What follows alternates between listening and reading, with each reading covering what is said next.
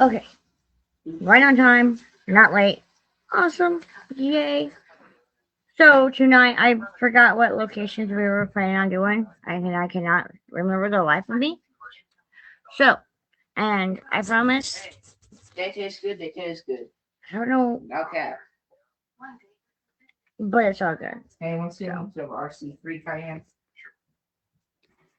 This is nothing but So, nothing but RC parts. tonight is going to be, I do have, if y'all can hear me, that's amazing. If I'm hoping. I have noise cancellation on, so nothing in the background can be heard. So, um, a little quick update, and I don't know.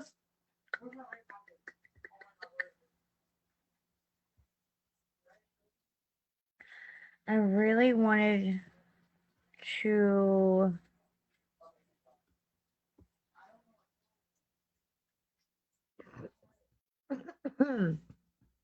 Yeah, excuse me. So,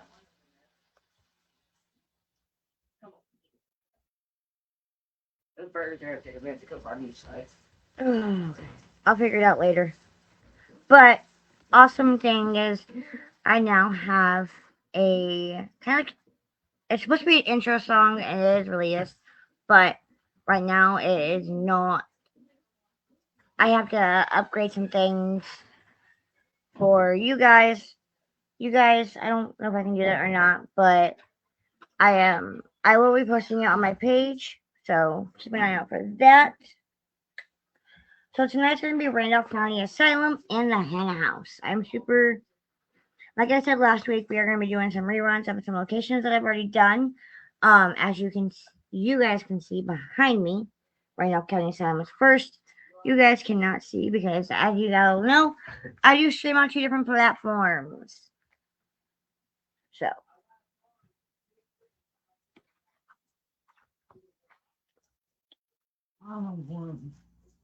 Mom, took Casey over to Crystal with the noise from let's just say it now.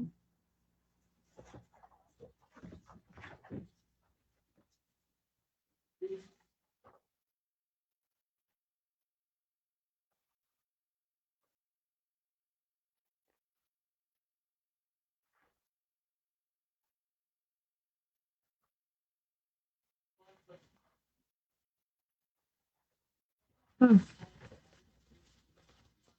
weird. So the Randolph County Asylum, there's like the old Trotsky County Jail. The third location is where it was built, is where it is now. So, and for the life of me, I can't find my notes.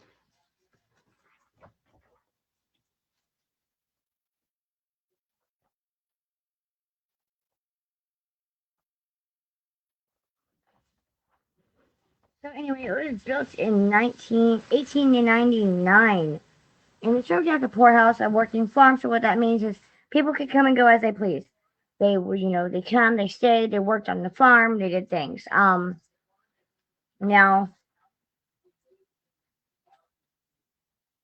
it also was an asylum for the criminally, like for just a regular asylum, infirmary, whatever you wanted to call it. It was used as a jail at one time, and so up in the men's side there is a jail cell.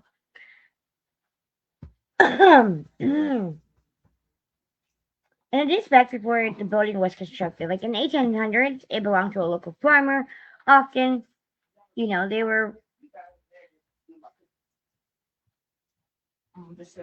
there, and then um, in 1851, an infirmary was built on the grounds, but it burned to the ground. So a second location was finally built, but it was closed down due to living and conditions were unsanitary. And then finally, in 1899, the location itself, as we know as Common Love, the location is there. It is now the Randolph County Asylum. Now, it worked. Like I said, it worked. It was a working. It was a working farm. People can come and go as they please, no matter. Just come and go. But as you work there. But now there is a couple of spirits I would like to do an honorable mention. Lulu is one of them. She'd always stuck to me.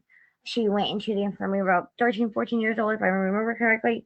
But please correct me if I'm wrong, but I thought I was 13 to 14 with her stepdad. Mother was nowhere to be found. She was pregnant at the time.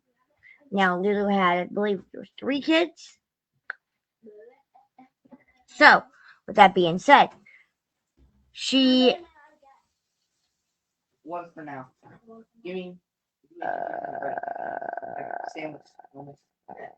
Make me a feel so quick because I'm kind of hungry. I fuck with my homie. Okay. You don't let homie in. Weird bit. I do know that she had at one time left and they came back. So, with all the pregnancies that she had, was they were known to people thought they were going to they were the stepdads. So he ended up getting arrested. So Lulu came and went a few different times. She does have a room, and they ended up knocking out one of the walls. So she had her room, and then she had like the nursery room. Um, then there is Doris, which is down in the basement in the cafeteria, like the kitchen area. And then I forget the girl's name by accident, and let me see if I can find it in my notes. Because we're just going off by memory here. And it's been a while since I've been to Reno County Asylum.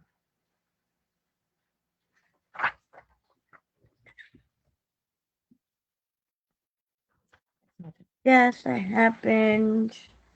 Hey, make sure you get grandma's. So also with Doris down in the kitchen, there was believed to be a woman named Mary as her assistant there, and she is a fundamental part of the asylum, and she is very protective of the hospital. But that was said to be Mary, but it's also Doris. It's not known.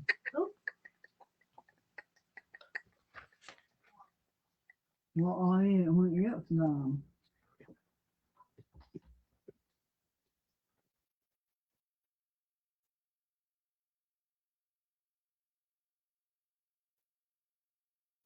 Oh my gosh, I can't find the name of them. But anyway, there is a room full of nothing but dolls in the asylum. I forget the name of the girl. Mm. And then there is a room down in the basement on the women's side that if you she was there for when she was in the asylum and she ended up asking for a broom one day and she said she wanted to clean up her area. Not a problem. So they give her a broom because she was always really tidy and everything. She did give her a broom and ended up finding her in like kind of like the praying position, but she had something around her neck that was hanging like she. They said that she offed herself, but unfortunately, with the way that she was positioned, doesn't suggest, and also it wasn't high enough for her to actually like herself. So, but yeah. And then on the men's side, so if you ever look at the Randolph County Asylum um from the sky, you will see that it's in a cross and it's in a shape of a cross. So, but on the men's side, so there's 2 different sides. They did not live together back in the day, guys. So when this was open, because it shut down in 1933. So when this location was open, people didn't live together. Men and women were not allowed to live together unless married, of course. But there was a gentleman on the second story that it is said that he was cleaning his windows one day and then he was pushed from his window and he ultimately passed away. Now there is said to be a unmarked graveyard on the property. Well, it was unmarked, but it's marked now. So as many as 50 different people were buried there, and some of the people, some of the people there are, um, I got their names somewhere. Somewhere I got their names. I do not know what their names is because upon going through all of my paperwork that I usually have, it's okay. So in 1938, a descendant of John Neff sought to erect a fence around several of the oldest named family gravesites. It is reset as many headstones could be found in 1985.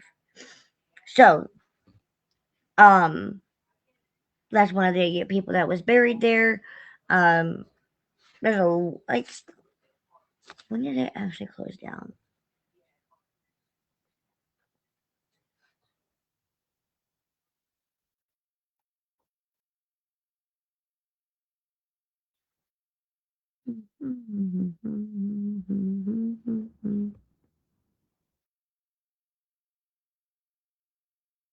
2008. So when TB broke out and they were using it as like an infirmary, as a hospital, because some of the rooms are isolation rooms, you can see them. And so when the TB broke out, outbreak happened, and they were just couldn't get like out there fast enough. They were piling dead bodies in the basement and like the meat locker and everything. So it was really nasty. And I have had the privilege of actually being there. I've investigated once. I've also done a history tour of the location because I love history, as we all know. But anyway, so I have seen these. I have interacted with these spirits. I have not been there for a while, but I wish to go back sometime soon. Um, and I know the Mizzle, aka Kevin. Um, oh yeah, that's one thing that I wanted to mention to you guys. So this is really really exciting. Um, so there was said to be a the mummy moose had been on the exhibit. He was on at fairs and reunions of Western Ohio and Eastern Indiana for several years. He is said to be buried in that cemetery. So, um, it was a body of a tramp found in a barn near Lima.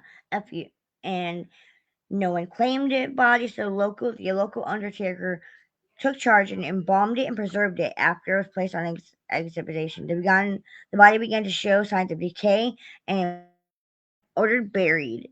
That was in 1918, so that was pretty. Your sound is off.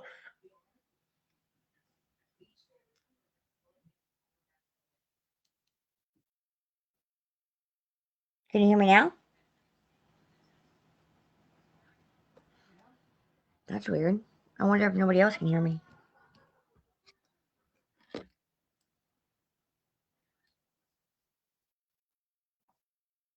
Ah,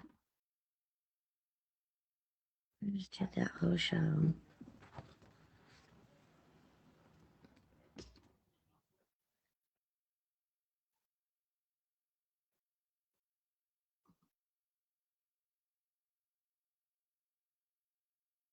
You get one of the hamburger,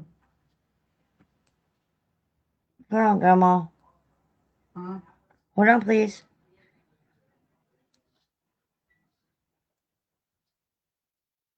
They're tough, but they're good.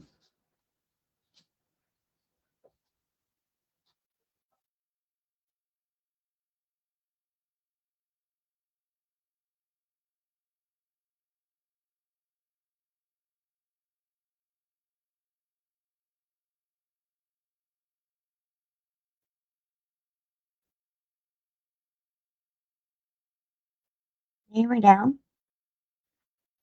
Can you guys hear me? What?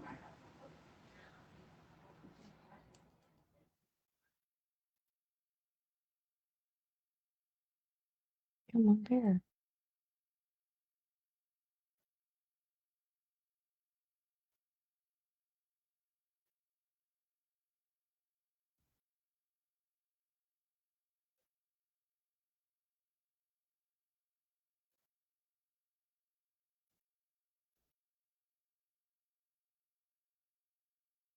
I mean, well, something is working on my other stream, and I just lost a piece of my.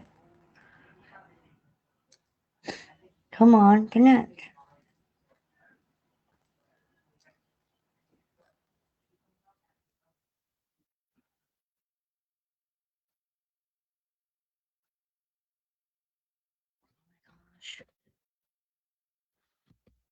I'll be right back, guys.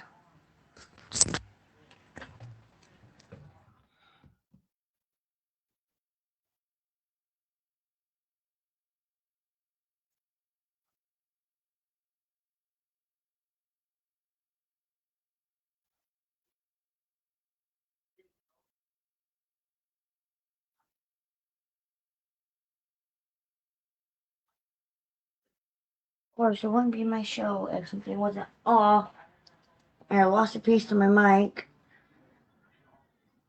I got it.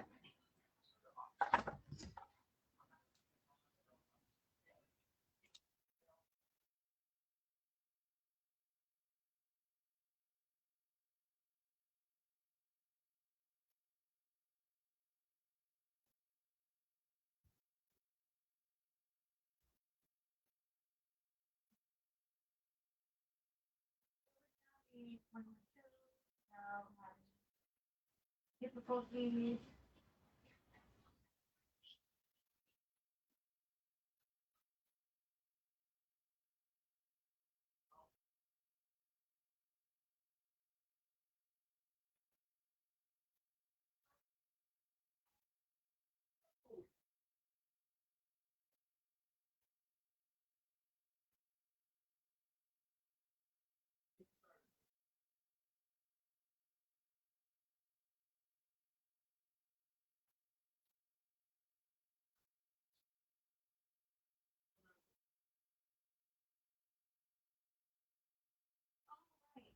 Guys.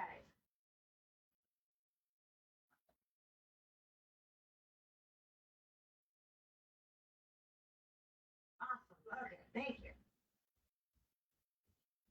I just had one moment because my computer one is working.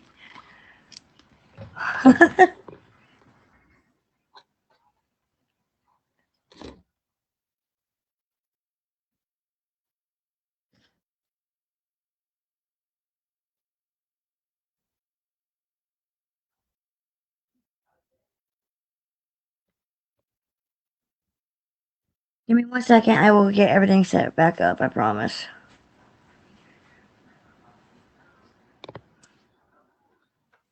Make sure I'm doing this right.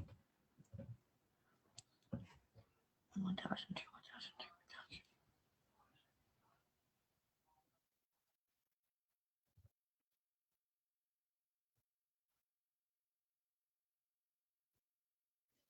All right. So I think we're good. I think we're good. Okay, now I guess I'll just restart the show.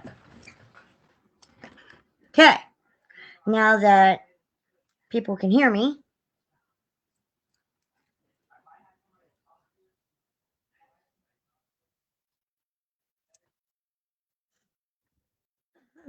Anyway, so we were doing Real County Asylum, or Infirmary, as everybody knows.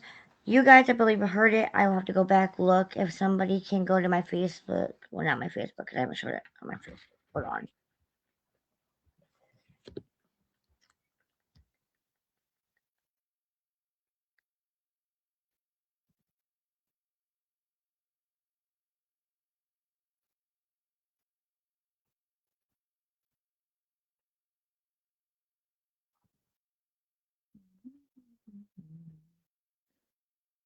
It has been. Let me show you.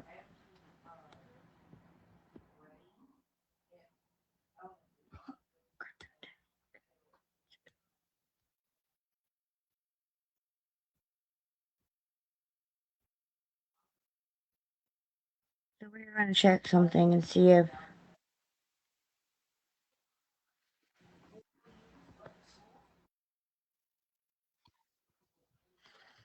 it's working for Facebook. So.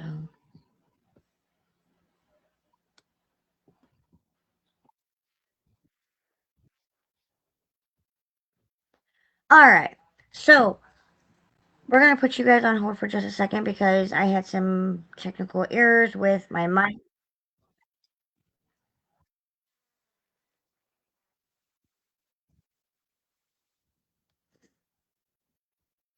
Technical errors with my other platform. Unfortunately, we were doing the Randall County Asylum and I got told that I could not be heard because it looked like my mic had not paired. So, we were doing the Randall County Infirmary. So, like I said, there was a lot of different things. It had a lot of different names. Asylum, infirmary. It was a working farm back in its day. It was built in the 1900s, not the 1800s, and officially shut down, I believe, in 2008, and then stopped, took over the property, and was trying to restore it to its former glory. There was one, two, three, four people that I do know of that I have interacted with there. Just give you a breakdown of everything because, well, it wouldn't be my show if I didn't have had a technical error. So this is the picture that you see behind me. I know you guys can't see it because I don't have background on this guy, but picture you guys see behind me. That is the third different location. That's the third location that has been built. The first one was burned to the ground. The second one, so right next to it, the property that's right next to it, that's where the first location was built. It burned to the ground. So second location was um built here. One, two, three. No. First location that was here where this picture is at now, burned to the ground. Second location was built over on across the property, and that one got shut down due to poor living conditions. So this guy got built, and is what we now know as the Randolph County Asylum. There is Lulu the spirit that was there, in and out. She was 13 to 14 years old. Came in with her stepfather. She was pregnant at the time, and she had three or four kids, and they were all believed to be the stepfathers because she was getting SA'd by the stepfather. So stepfather did get put in jail for it, but since there was no talkie, he got let go. And then I was actually talking about the mummy that is said to be buried at the cemetery there at Randolph County. It was a person that was a SA worker, not an SA worker, an S worker, and or a P, whatever you want to call them, and the body was never claimed. So the Undertaker took it upon themselves. They ended up going and embalming and preserving the body and whatnot, and touring it around as a mummy and blah and everything. And it is said to be buried there on the property as the mummy moose. So there we go. That was a lowdown. It closed in, like I said, 2008 when Stop took over the property. Now it's a haunted location. You have Doris down in the basement, which is in the kitchen. That is her lovely spot. You'll if you go down there in the center, like the center island type thing, you'll see a lot of different kinds of things there. I have a bunch of pictures that I have posted of the Randolph County Asylum. I was there once for an investigation, once there for a history tour. So yeah, I want to go back. The missile, as I'm wearing his shirt, he ended up saying that he wanted to go. So I really want to go. That's why we're doing the Randolph County Asylum show this weekend. And yeah, so. But anyway, now on to one of my favorite locations in the state of Indiana, one of the ones that I have visit every year.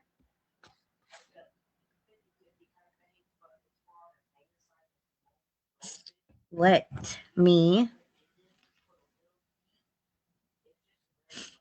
change my background here real fast, guys. Oh, not that background. Sorry.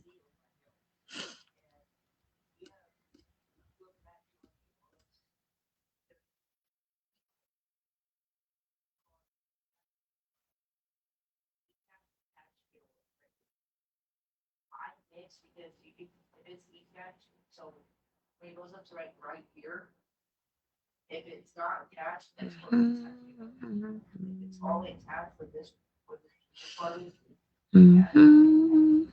mine or 50/50. So they're not. All right, now back on exchange. We are doing also, like I said, one of my favorite locations of the whole United States, Indiana, whatever you want to call it, the historic Hannah House down in Indianapolis, Indiana.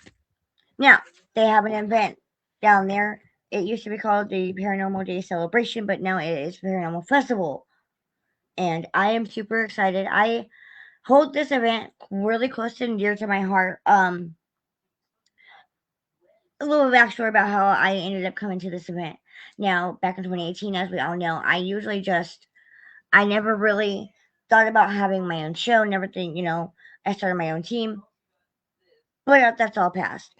Um, my boyfriend's buddy, aka my ghost, sent him a paranormal thing that was down in Indianapolis, Indiana, because I was into that type of thing. And so he sent it to me, and I was like, "Can we please go? Can we please go? Can we please go?" And I was telling my mom about it, and it was the first year that I went. It was supposed to be on her birthday. She wanted to go with me. I said, "Mama, well, I'll load you up in the car. We'll go down. I don't care. Even if we just see the location itself." And well, sadly, Mama passed away before she could go, but she told me that no matter what, get down there to do this event. So I did, and that has what has led me to all the amazing people that I've met in my life. Things network, Corey with Shadow Seekers and his whole team. Just amazing people that I have met along my journey for the last couple of years. So I really hold that event close to my heart. And even though I said I was going to take a break this year, I was still going to attend that one, no matter what. I will always attend the Hannah House event, no matter what. So that is why it's one of my favorite locations. So the Hannah House was built in 1858 by a man named Alexander Hannah. It had 24 rooms when it was first built, and Mr. Hannah was a respected civil leader who had a variety of businesses interests, including farming and prospecting. Hannah served in the Indianapolis South Side community as sheriff, postmaster, circuit court clerk, and a member of the Indiana General Assembly. So he did a lot. Now, I did see a thing. Okay, so over my years of doing this, I always go back and research my locations before I try to do them on my show. Because, well, you never know when something new's going to pop up. But I wanted to say that I saw that this house was moved from somewhere downtown to where it's at now. Now, I have only seen that article once, and I can never find anything else on it. I keep forgetting to ask the people at the Hen House if it was true. But you would think when they did the history tours, they would say that. But they didn't. But anyway, back to the history.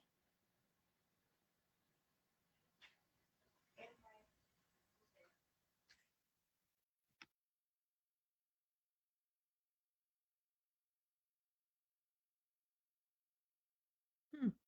But anyway, so, and he was, reportedly the most passionate about being a conductor on the Underground Railroad. So he was a conductor for it. So I know you guys can't see it, and I will figure out how to do that later. Wait, maybe I can. Let's see here.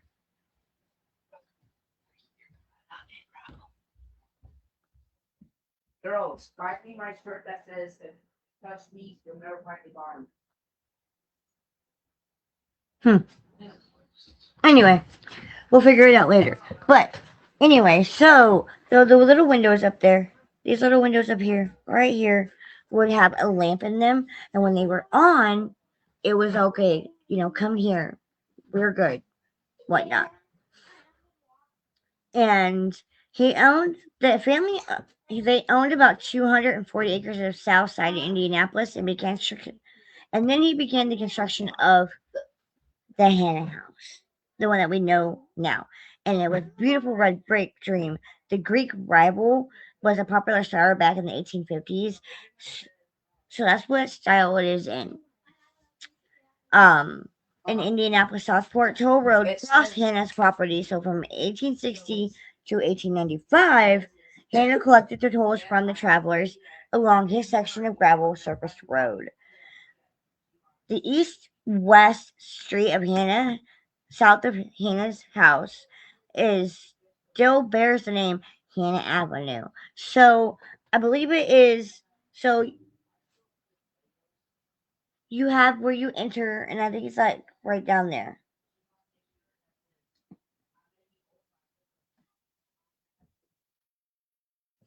But anyway, and he ended up marrying a woman in 1872 named Elizabeth, and they ended up having a um smokehouse, wash house, milk cooling rooms, summer kitchen, and a servant's quarters built onto the home after he married her. And it is said that they didn't have any children. Now, a sad story. Um, Even though there's no records of this, may I talk to you about politics? I'm sorry, but my show is not about politics.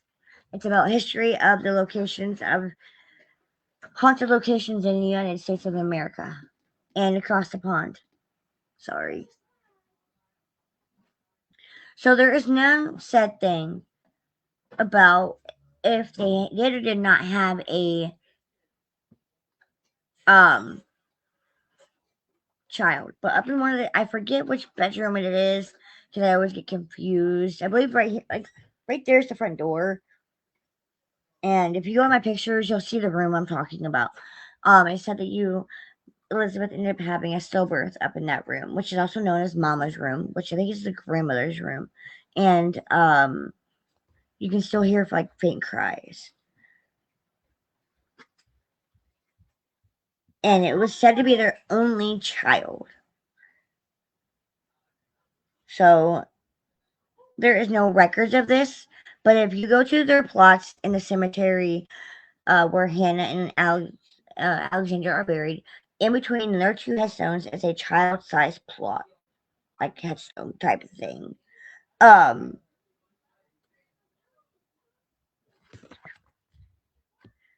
it seems to have spawned the first of many folkloric tales of hauntings in the house.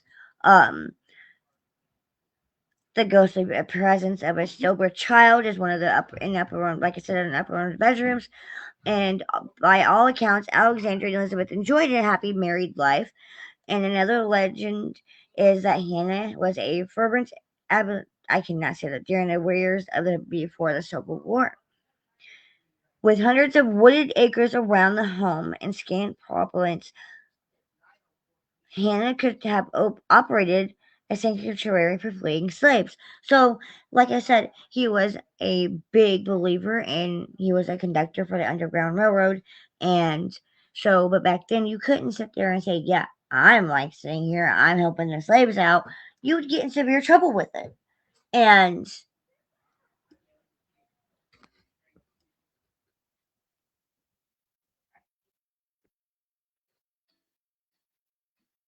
why is there music?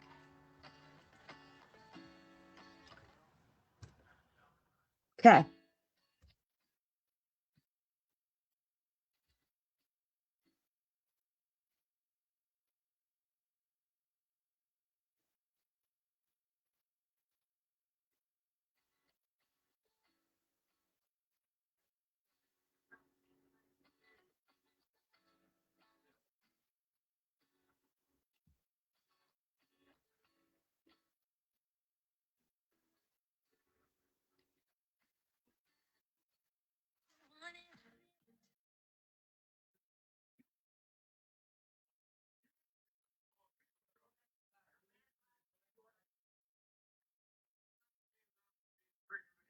Sorry about this, guys. I don't know what's going on tonight. It's just been one thing after another.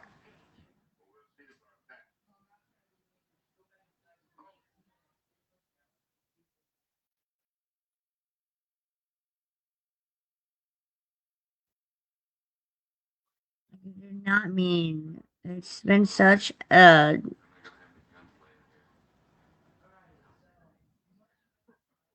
like I said, one thing after another. It seems like now I gotta find the picture again. Okay, we're getting close. I was answering a text message, so okay.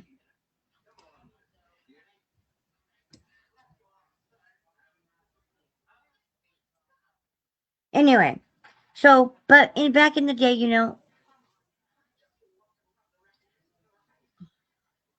Maya.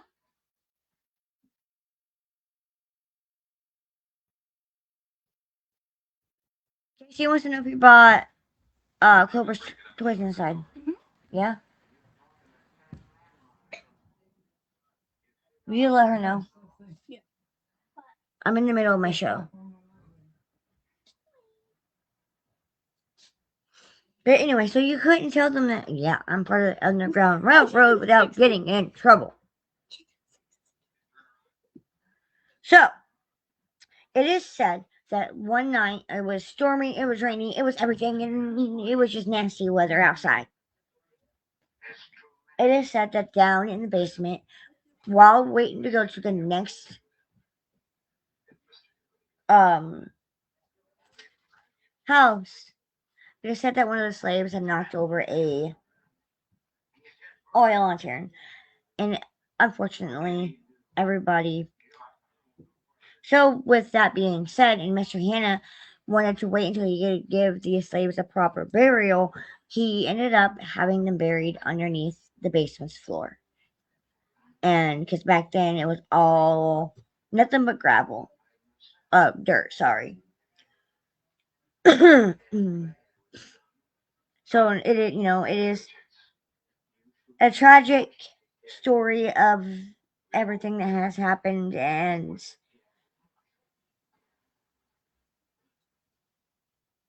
it is still said, there's nothing that suggests that he is, and that he did house slaves. There's nothing that suggests it because back then you couldn't document that kind of stuff because you would be in so much trouble, which I think is ridiculous. Freaking people. That's why we had the war.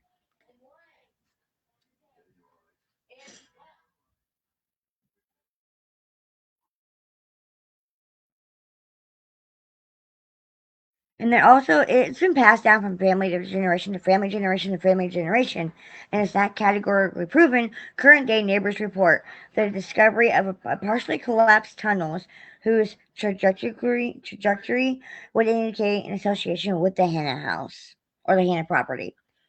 If it is ever verified, would perhaps lend some credit to the Underground Railroad stories.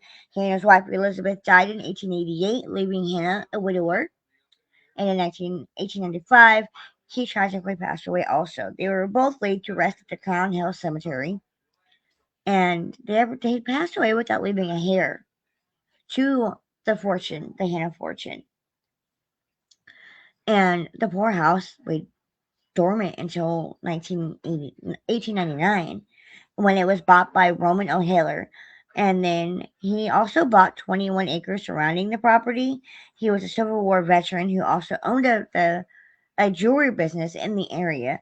He replaced the porch on the front of the house with a wider one of concrete. So the porch that's on here now, on the Hannah house now, is a add-on that's later on in the time. Um, his oldest daughter, Romania, and her husband were the third owners of the house and lived in it until 1962. The ghost stories of the house trace back to the mid 1960s. That's when they all really started. And when it was bought and lived in by the O'Briens from 68 to 78, they also had an antique business that they ran from the house. So, if you would think about it though, we all, like us paranormal investigators and everything, say that, if you have an antique item, it can bring spirits in if there's something attached to it. Not saying that every antique in the world has got something attached to it. No, I'm not saying that. But they ran an antique business outside of the Hannah house. So they could have brought something in and not known it. But hey, and that's when everything started really like happening. The first time that paranormal activities were made was when the O'Briens lived in the home. And according to local legends, there was cold spots, foul smells, flying spoons, doors and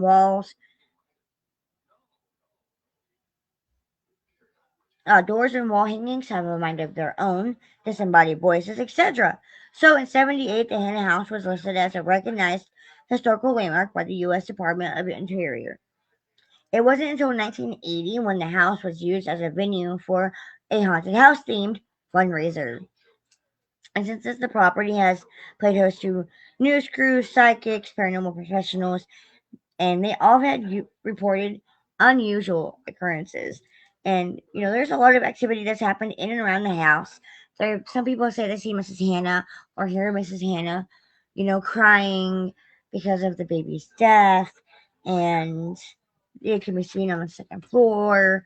It is seen that um she can create both awful and pleasant smells. The room where Mrs. Hannah gave birth the kids still hear, but that room seems to be the center of all activity. And noises in the basement can be heard. Swings flying across the room, and wall hangings would swing by themselves. And on one occasion, Mr. O'Brien seen the door to the attic open by itself after the handle deliberately turned by itself. And then a lot of noises can be heard, ranging from footsteps to things moving around. Cold spots have been felt, and when there isn't a source for it to be felt. And then it said that Mr. Hannah has made an appearance or two.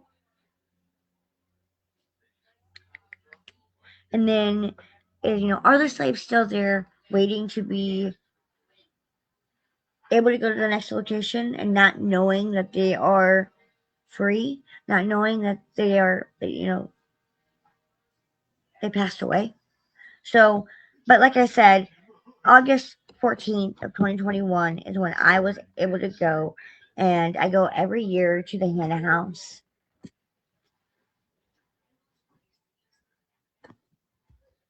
I'm not from West Virginia. I'm from Indiana.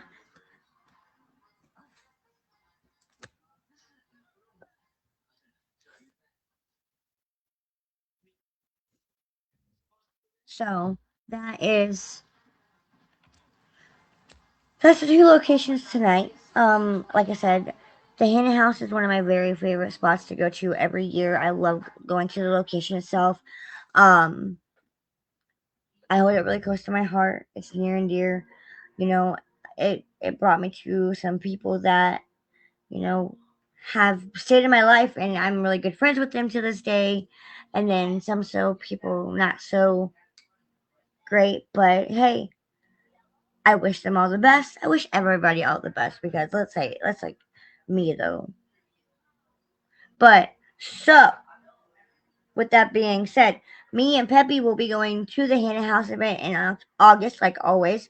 Um, the 28th we got an event at the Fulton County Historical Society in Rochester, Indiana. That's a new spot. Um, we have a year full of events, like full blown full of events, and I cannot wait. But some of those events I won't take Peppy to because I don't want him to get too stressed out. So yeah.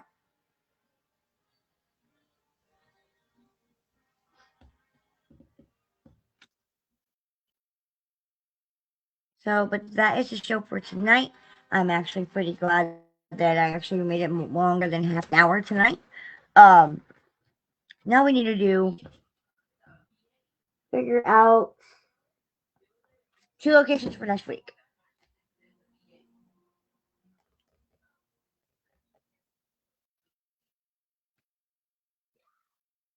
Fox Hollow Farm, one of them. And I can think that Miss Sadie of Lunar Vibes gave me that idea. Then I need another one.